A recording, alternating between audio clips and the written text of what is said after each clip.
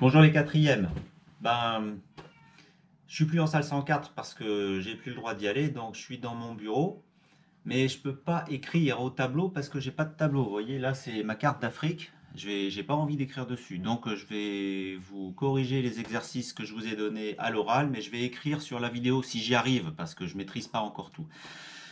Donc je suis content de vous retrouver. Je voulais vous dire aussi que il faut prendre soin de vous, hein, de vos parents, de vos grands-parents, etc.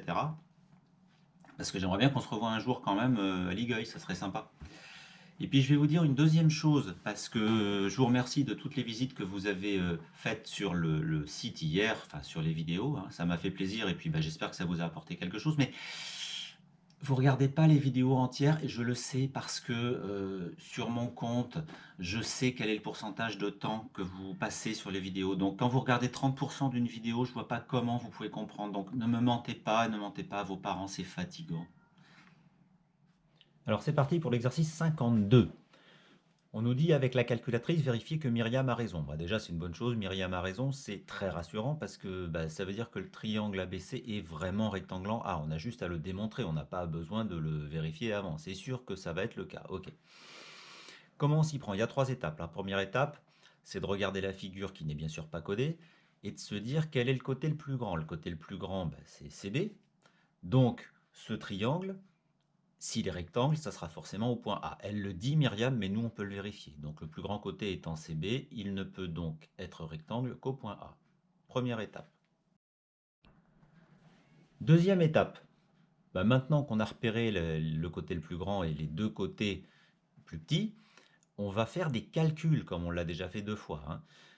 Première chose à calculer, le carré du plus grand côté, c'est-à-dire le carré du côté CB. Donc je mets CB au carré, c'est-à-dire 13,5 au carré.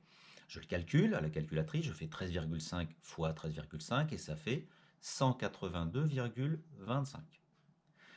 Maintenant, je vais calculer la somme des deux autres côtés au carré, c'est-à-dire AC carré plus AB carré. Ce qui donne 8,1 au carré plus 10,8 au carré.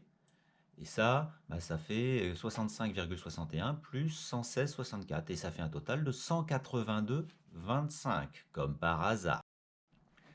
On est déjà à la dernière étape. La dernière étape, c'est de remarquer ce qui se passe. Je constate l'égalité. CB carré est exactement égal à AC carré plus AB carré. Parfaitement égal. La réciproque du théorème de Pythagore, elle dit que dans ce cas-là, le triangle ABC est bien rectangle en A. Fin de l'histoire. À la prochaine. Alors là, maintenant, on corrige l'exercice 53, mais on est encore plus fort. On a franchi une marche, on a changé de level, parce qu'on va faire l'exercice, et vous allez voir qu'on peut le réaliser sans la figure. Alors évidemment, dans la pratique, je préfère que vous fassiez une figure. Bon, là, elle est en centimètres, mais vous auriez pu la mettre en millimètres avec une échelle 1/10. Mais on peut résoudre un exercice sur le théorème de Pythagore sans faire la figure, juste avec les longueurs. C'est pour ça que c'est un petit peu intéressant. Donc, première étape, c'est toujours la même. Quel est le côté le plus grand?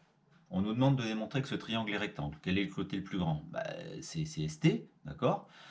Je dis surtout pas que c'est l'hypoténuse, j'ai pas le droit, mais c'est le plus grand côté. Donc ce triangle, s'il est rectangle, ne peut être rectangle qu'en R.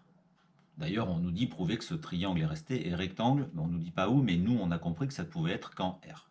Bon, deuxième étape, on fait nos calculs habituels, hein. On met ST, qui est le plus grand côté, au carré, d'une part, et d'autre part, on fait la somme des carrés de RS et de RT, donc RS carré plus RT carré.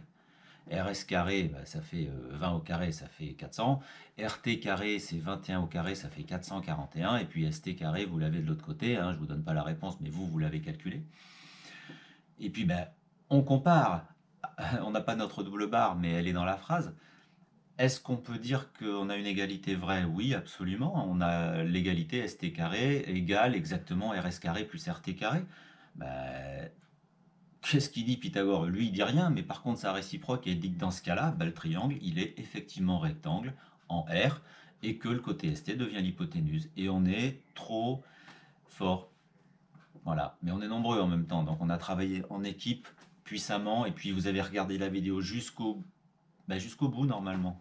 Voilà, c'est le principe. Je vous donne bientôt des exercices, mais demain peut-être. Parce que là, il faut que ça charge, ça prend un petit peu de temps. À la prochaine.